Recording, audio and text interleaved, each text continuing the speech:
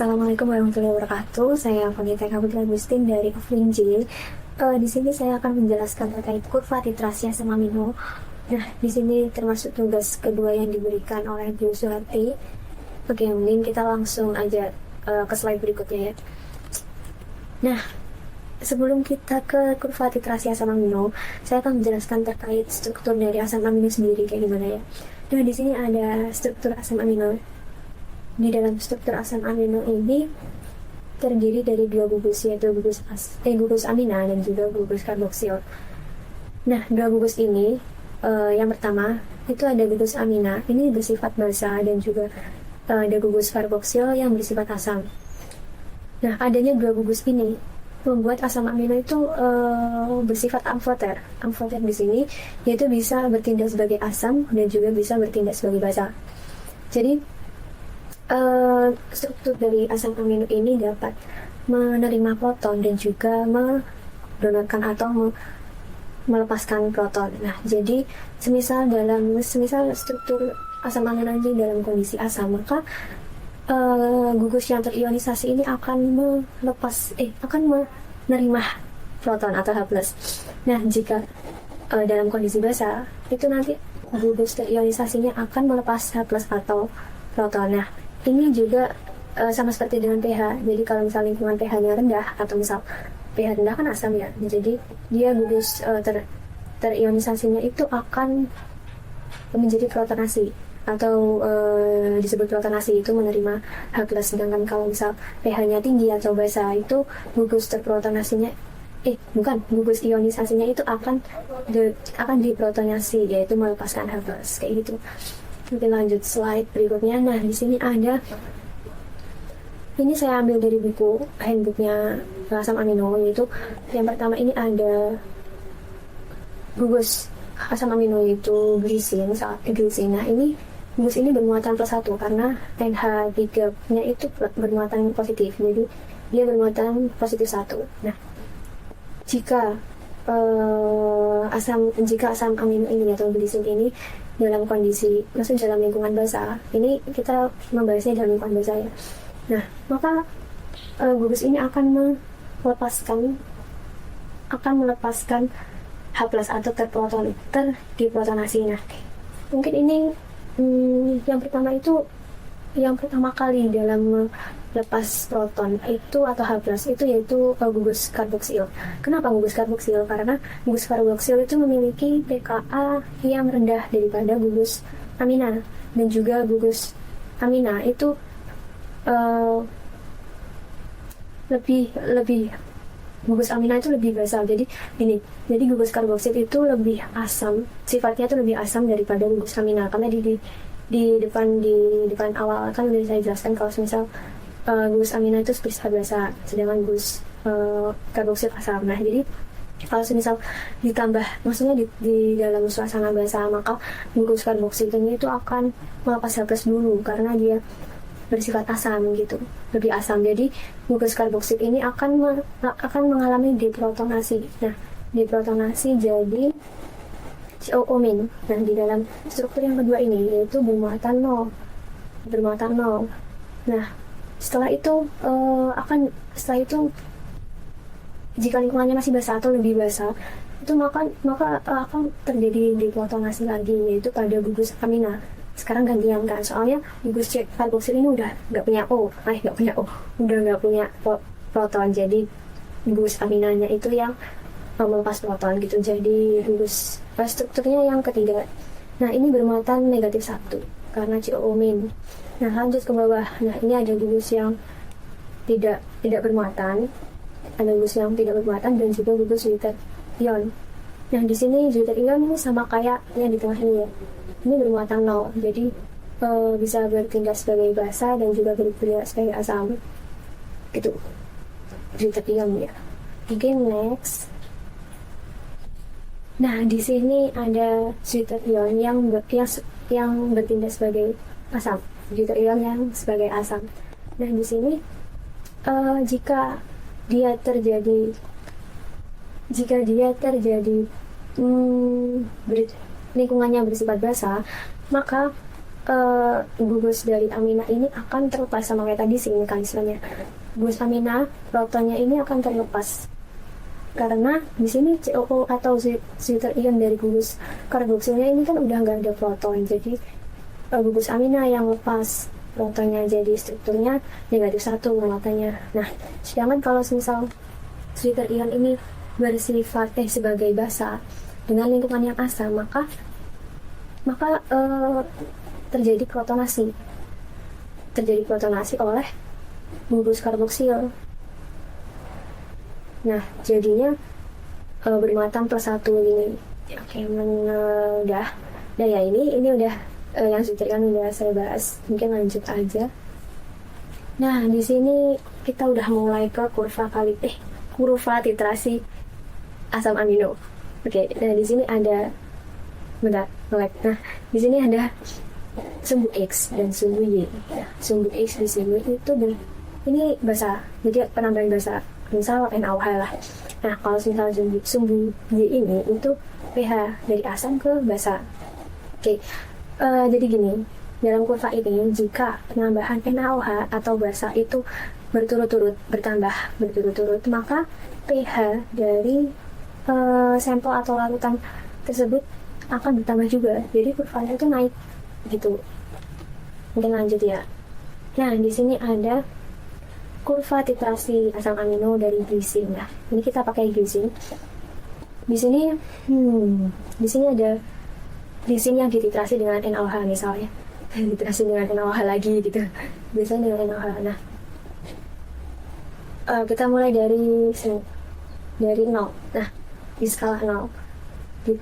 Di skala 0, glisin itu dititrasi dengan NaOH, naik kan otomatis kan pH-nya. Jadi ke titik intersect, titik infleksi. Di titik infleksi. Nah, di titik infleksi ini terjadi struktur seperti ini. Jadi bentuknya itu sepenuhnya terprotonasi, maka pada biru-biru ini itu bersifat buffer atau pH-nya itu konstan, tidak berubah di sini. Jadi jadi buffer, bersifat buffer. Nah, di sini titik infleksi yang pertama itu pK1 yaitu 2,34. Di sini itu akan mulai terlepasnya proton dari pK1. Jadi akan mulai terjadi pelepasan proton atau H+ dari gugus karboksil. Kan tadi yang pertama hanya terlepas gugus karboksil ya kalau misalnya basana itu. Jadi kita misal ditambah titrasi lagi, tambahin NaOH lagi, titrasi sampai ke titik ini PI. Nah, titik PI itu yaitu titik isoelektrik. Nah, titik isoelektrik sendiri itu pH di mana molekulnya itu netral atau pKa sama dengan pH. Jadi pKa-nya si struktur glisin ini sama dengan pH netral. pH netralnya struktur. Nah, PI ini di sini terjadi pelepasan proton dari yang sebelumnya, pelepasan proton dari pK1 yang gugus karboksilnya proses lepas itu udah lepas sepenuhnya gitu. Jadi H+ yang ada di COH ini udah lepas sepenuhnya jadi struktur yang kedua ini, jadi NH3+ ini. Nah, ini bermuatan 0 kan, jadi ini termasuk dipolar atau zwitter ion. Nah, zwitter ionnya di sini terus dititrasi lagi sama NaOH, titrasi lagi sampai ke pK2 di sini. Proses dari titrasi ini itu ada pelepasan proton dari gugus amina, Nah, sampai di titik ini, titik infleksi lagi ini udah sepenuhnya, jadi pelepasan proton dari amina itu udah selesai di titik ini, udah selesai. Nah, di sini juga ada pH-nya konstan atau pH-nya tidak berubah. Ini juga bisa dinamakan dalam keadaan buffer gitu, tidak berubah pH-nya. Nah, ini pKa dari gugus amina, dan ini pKa dari gugus karboksil. Nah, gimana sih cara menghitung titik isoelektrik? Nah, untuk menghitung titik isoelektrik yaitu ini rumusnya. Jadi pKa dari gugus karboksil tadi ditambah dengan PKA dari gugus amina yang terlepas protonnya tadi ya, terus dibagi dua menjadi 5,95. Nah ini dibulatkan 5,97 gitu. Ini kita ekstraktif. Nah mungkin lanjut.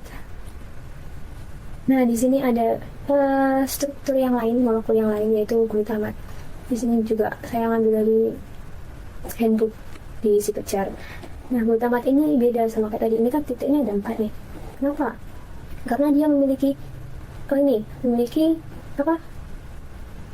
Gugus samping. Ya, memiliki gugus samping. Nah, di sini ada gugus amina, di sini juga ada gugus karboksil. Nah, ini gugus sampingnya. Gitu. Gugus karboksil kan terletak di ujung di delta di alfanya C, alfa dari gugus amina.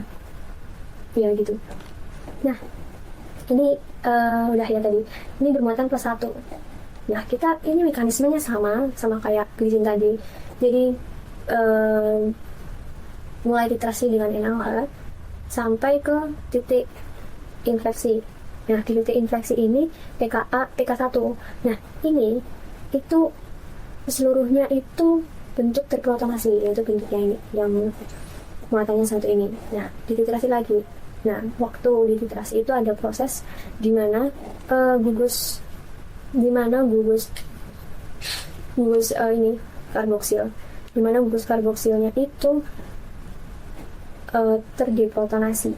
Jadi ini ada proses terdeprotonasi di sini gugus COOH-nya, gugus yang gugus karboksil. Nah, kenapa kok gugus karboksil yang terdeprotonasi? Kenapa nggak gugus samping? Karena kan sama aja COOH gitu kan? Ya karena PKA dari gugus karboksil itu lebih rendah daripada gugus karboksil yang samping. Jadi gugus samping ini sama sih COOH, tapi dia itu memiliki PKA yang rendah, yang lebih tinggi daripada gugus karboksil yang di sini. Gitu. Jadi nah lanjut ke udah sampai nih ke titik PI, titik isoelektrik kan. Nah di dalam titik isoelektrik ini udah selesai tuh pelepasan protonnya dari gugus karboksil, jadinya struktur yang kedua ini. Nah di sini muatannya 0. Kenapa? Karena ini COO udah min, terus ini H3N+. Nah jadi plus ketemu min kan netral, maksudnya 0. Dan itu ini termasuk zat ion. Terus setelah di titik ini dititrasi lagi tuh, ditambah NaOH lagi, otomatis kan lebih basah ya. Nah ketemu nih titik infleksi. Nah di titik infleksi ini proses dari pelepasan proton dari gugus samping itu udah selesai. Jadi yang PI ke PKR ini adalah proses di mana proton dari gugus samping itu lepas gitu, sampai lepas didapat 4,25 ini, terus dititrasi lagi sampai ke PKA2, jauh ya jaraknya. Nah di PKA2 ini -2 kan, ini akan terjadi nah ini di titik ini, di proses antara PKR ke PK2 ini tuh proses di mana proton dari gugus amina atau gugus amina ini terdeprotonasi menjadi H2N. Jadi kan H-nya lepas ya. Nah itu dapat 9,67. Jadi muatannya -2. Nah kenapa kok jaraknya antara PKR pelepasan gugus samping dengan gugus amina ini jaraknya jauh? Ya karena PKA dari gugus amina ini tinggi, sekitar 9,6. Sedangkan gugus samping cuma 4,25. Jadi kita kalau pengen memisahkan, pengen melepas, jadi gini, gugus amina itu lebih mudah. Gugus amina itu kan basah sifatnya. Nah jadi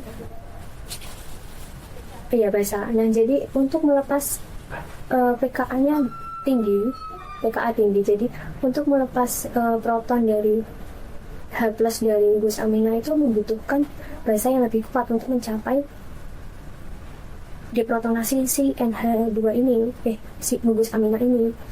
Jadi makanya kenapa jaraknya tinggi, yaitu gara-gara gugus amina ini PK-nya lebih tinggi. Nah udah ya, jadi untuk menentukan titik akhir titrasi, untuk menentukan titik isoelektrik itu juga sama perlakuannya di antara titik 2 ini. Jadi PKR yang gugus samping ditambah gugus karboksil dibagi 2 jadi 3,22. gitu. Nah, terus disimpulkan tuh dari kedua senyawa tadi, glisin sama glutamat. Nah, itu asam glutamat ini memiliki menjadi netral itu pada pH rendah dibandingkan dari glisin. Kenapa? Karena dilihat dari titik isoelektrik. Titik isoelektrik dari asam glutamat ini kan 3,2, sedangkan titik isoelektrik dari glisin ini 5,97, lebih tinggi, dari pH-nya lebih tinggi dari asam glutamat, sehingga asam glutamat ini akan menjadi netral, lebih mudah netral, lebih gampang netral daripada si glisin. Jadi pH-nya lebih, jadi asam glutamat itu akan menjadi netral pada pH rendah dibandingkan glisin. Glisin itu membutuhkan pH yang sangat tinggi, yang lebih tinggi dibandingkan glutamat untuk menjadi netral. Begitu. Nah, sudah selesai. Mungkin itu penjelasan dari saya terkait kurva titrasi asam amino. Terima kasih. Wassalamualaikum warahmatullahi wabarakatuh.